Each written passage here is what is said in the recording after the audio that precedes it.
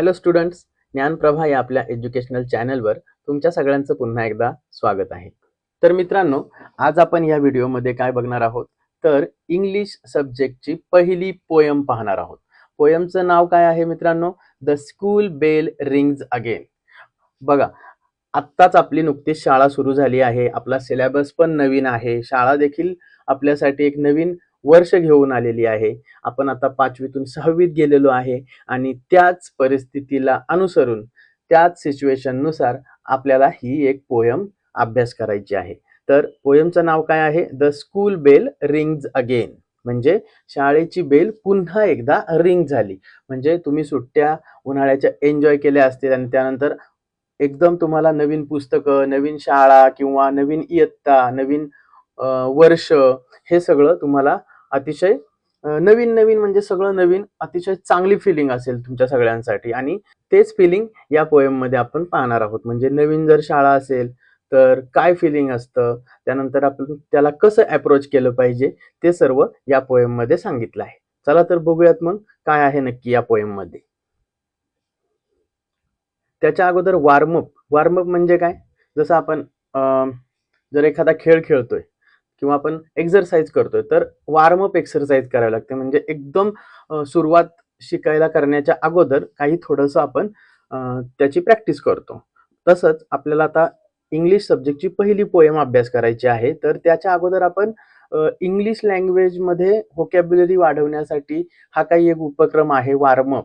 त्याच्यामध्ये आपण काय दिले पाहूयात. New things I want to learn this year. म्हणजे या वर्षी कोणकोणत्या नवीन गोष्टी मला शिकायच्यात. बघा बरं, तर अनेकांना वेगवेगळ्या गोष्टी शिकायच्या असतात. कोणाला क्रिकेट शिकायचं असतं, कोणाला आणखी काही, कोणाला आणखी काही. प्रत्येकाची आवड निवड वेगळी असते. एक उदाहरण दाखल इथं काही मुद्दे मी दिलेले आहेत बघा. C++ कोडिंग लँग्वेज शिकायची आहे. त्यानंतर ॲडव्हान्स मॅथ म्हणजे आता आपण आतापर्यंत मॅथमॅटिक्स बेसिक लेवलला पाहिलं तर 6वी नंतर जॉमेट्री देखील आपल्याला चांगल्या पद्धतीने बघायचंय. त्यानंतर पब्लिक स्पीकिंग म्हणजे भाषण कौशल्य आपल्याला बघायचंय. त्यानंतर बास्केटबॉल स्किल म्हणजे बास्केटबॉल खेळायला शिकायचं. इथं तुम्ही क्रिकेट म्हणू शकता किंवा दुसरा कोणता खेळ तुम्हाला आवडतो तो म्हणू शकता. ठीक आहे, हे झालं वॉर्मअप. ठीक आहे, आता याच्यानंतर आपण काय करूयात, आपल्या पोएमला सुरुवात करूयात. तर काय आहे पोएम बघा. तर नीट आता ही पोएम रीड करायची आणि रिसाइट करायची. म्हणजे काय, तर वाचायची आणि पाठ देखील करायची. A new school year and a brand new start. म्हणजे नवीन स्कूल आहे आपल्यासाठी आणि एक नवीन सुरुवात आहे. बरोबर. A year in which we will all take a part. म्हणजे एक नवीन जे आता शैक्षणिक वर्ष आहे म्हणजे 2026 अँड 27 यामध्ये आपण आता पार्ट करतोय. म्हणजे टेक ए पार्ट म्हणजे त्याच्यामध्ये आपण सहभागी होतोय. ठीक आहे. पुढचा स्टांजा आहे. So buckle up and off we will go. म्हणजे काय, सो बकल अप या शब्दाचा अर्थ तुम्ही कधी मूवीमध्ये पाहिला असेल की जर विमानात जर जी माणसं बसतात तर विमान उडण्याच्या अगोदर बकल अप म्हणजे त्यांना एक अनाउन्समेंट असते की खुर्ची की पेटी बांध लो. त्या पद्धतीने आता आपण टेक ऑफ करणार आहोत. म्हणजे आपण नवीन वर्षाला सुरुवात करणार आहोत. तर आता बकल अप म्हणजे तुमचे सीट बेल्ट बांधून घ्या. किंवा आपण 4 व्हीलरमध्ये ज्यावेळेस प्रवास करतो त्यावेळेस सीट बेल्ट आपण वापरतो.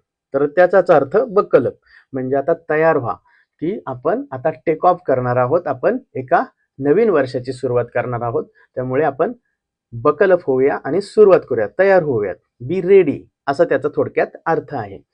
देर are so many things we want to know. म्हणजे आता आपल्याला खूप साऱ्या गोष्टी, खूप साऱ्या नवीन गोष्टी आपल्याला माहिती करून घ्यायच्यात, शिकायच्यात. ठीक आहे. तर म्हणून बकल अप म्हणजे तयार व्हा, सज्ज व्हा आणि आता टेक ऑफ करूयात आपण क्लास 6 मध्ये. पुढचा स्टांजा आहे. Now that we are in grade 6. आपण आता ग्रेड 6 मध्ये गेलोय. New things will be added to the learning mix. म्हणजे आता जे काही आपण शिकतो लर्निंग मिक्स म्हणजे जे सब्जेक्ट आपण शिकतो सगळे, मॅथमॅटिक्स झालं किंवा मराठी झालं, इंग्लिश झालं, तर या सगळ्या सब्जेक्ट मध्ये आपण काय करणार आहे, न्यू थिंग्स नवीन गोष्टी शिकणार आहोत. बरोबर ना. पुढे difficult calculations forms of writing. म्हणजे आता आपण काय काय शिकणार आहोत, डिफिकल्ट कॅल्क्युलेशन. म्हणजे आतापर्यंत आपण मॅथमॅटिक्स मध्ये सिंपल कॅल्क्युलेशन शिकलो. आता त्याच्या पुढची स्टेप म्हणजे काही डिफिकल्ट कॅल्क्युलेशन आपण शिकणार आहोत. आणि फॉर्म्स ऑफ रायटिंग, फॉर्म्स म्हणजे प्रकार, म्हणजे रायटिंगचे प्रकार.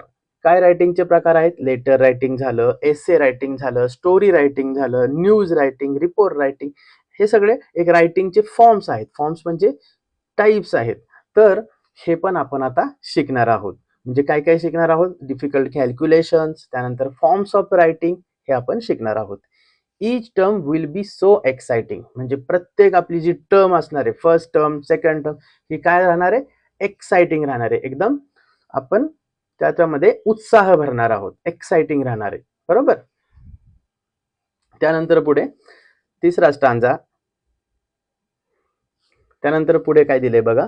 I think that as a classroom clan, म्हणजे मला काय वाटतंय की that as a classroom clan, clan म्हणजे एक फॅमिली टाईप, म्हणजे आपला क्लासरूम हे काय आहे? ॲज ए क्लॅन, म्हणजे क्लासरूमला आपण क्लॅन म्हणजे फॅमिली म्हटलंय एक. ठीक आहे. तर ती पूर्ण क्लासरूम एक आपली फॅमिली आहे. त्याप्रमाणे आता आपण एकमेकांशी बिहेव करायचंय.